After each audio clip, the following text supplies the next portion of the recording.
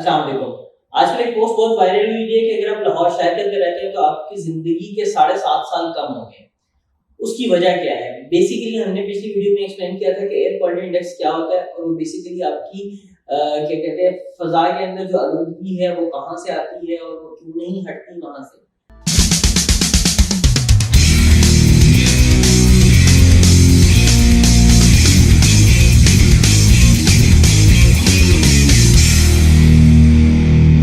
جب آپ ایسی آلودہ ہوا کو بار بار اپنی جسم کے اندر لے کے جائیں گے, یعنی سانس کی نالیوں میں جائے گا, ناک میں جائے گا اور آپ کے پھیپھڑوں تک جائے گا, تو بیسیکلی کرتا ہے اس سے ہم ایک سٹیپ بیک آتے ہیں. فار ایگزامپل کہ سگریٹ آپ کی پھیپھڑوں کو اور آپ کے سانس کو اور آپ کے باڈی کی کمپوزیشن کو کیسے افیکٹ کرتی ہے. اس کے اندر ہوتے ہیں فری ریڈیکلز, اس کے اندر ہوتے ہیں کاربن مونو آکسائڈ, اس کے اندر ہوتے ہیں نائٹرس آکسائڈ. یہ سارے کے سارے فری ریڈیکلز جو ہے وہ آپ کی خون کی جو پنی ہے, جو ہیموگلوبن ہے, اس کے ساتھ جا کے اٹیچ ہو جاتا ہے اور اس کی آکسیجن بائنڈنگ کو کم کرتا ہے.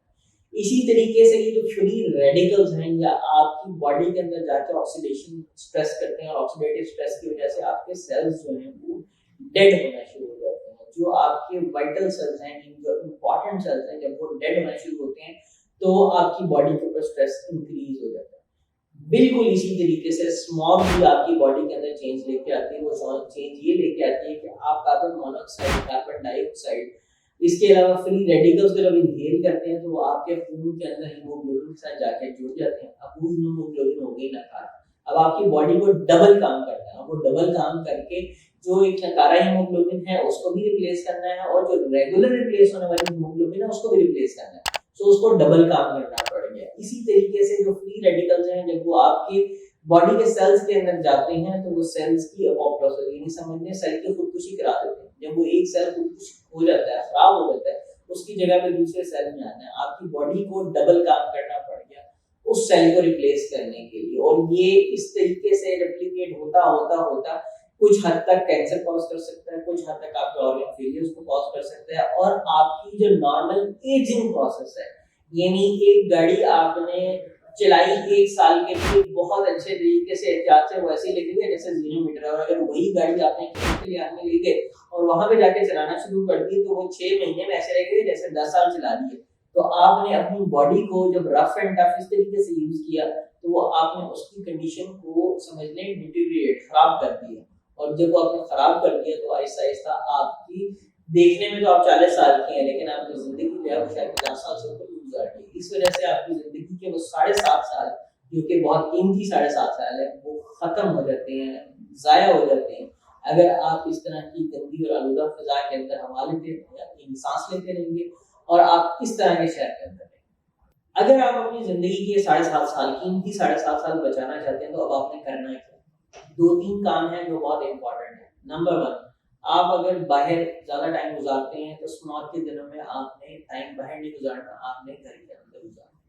گھر کے اندر بھی اس طریقے سے گزارنا ہے کہ گھر کے اندر کا جو ایئر کوالٹی انڈیکس ہے وہ بہتر ہو. یہ نہیں ہے کہ ڈائریکٹلی دروازے اور کھڑکیاں کھلیں گے اور مستقل باہر سے دھواں اور گرد و غبار آپ کے کمرے کے اندر آ رہا ہے.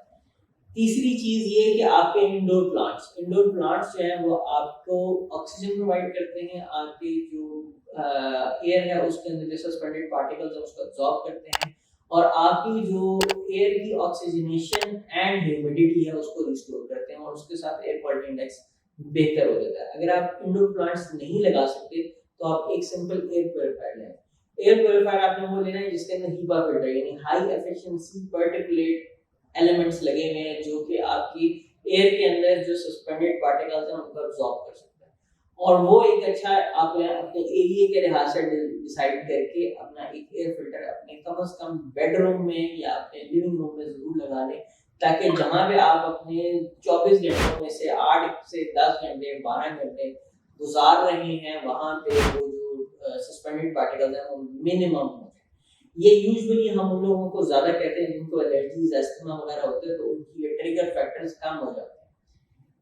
تھرڈلی, جب آپ باہر سے واپس گھر آتے ہیں تو اپنا ناک, منہ اور چہرہ اچھے طریقے سے جو ہے وہ صابن سے دھو لیں, تاکہ جو بھی گرد و غبار آپ کے نوسٹرلز میں, آپ کے چہرے پہ, آپ کی آنکھوں میں, پلکوں پہ لگی ہوئی ہے وہ ساری واش ہو جائے.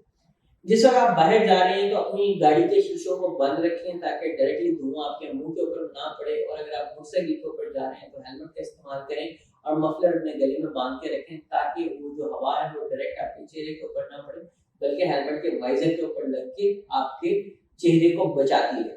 یہ چھوٹے چھوٹے وہ اسپیکٹس ہیں جو اگر آپ ان چیزوں کو خیال رکھنا شروع کر دیں گے، ماسک کا استعمال کریں گے اور اپنے آپ کو ایک بیریئر لگا لیں گے بٹوین یو اینڈ اسموگ، تو آپ کی زندگی جو ہے وہ شاید یہ 7.5 سال کی بجائے 2 سال 2.5 سال یا کچھ چند مہینے کے لیے افیکٹ ہو، یہ آپ اپنا جو نمبر ہے اس کو کم کر سکتے ہیں چھوٹے سے ایفرٹ کے ساتھ۔ جزاک اللہ۔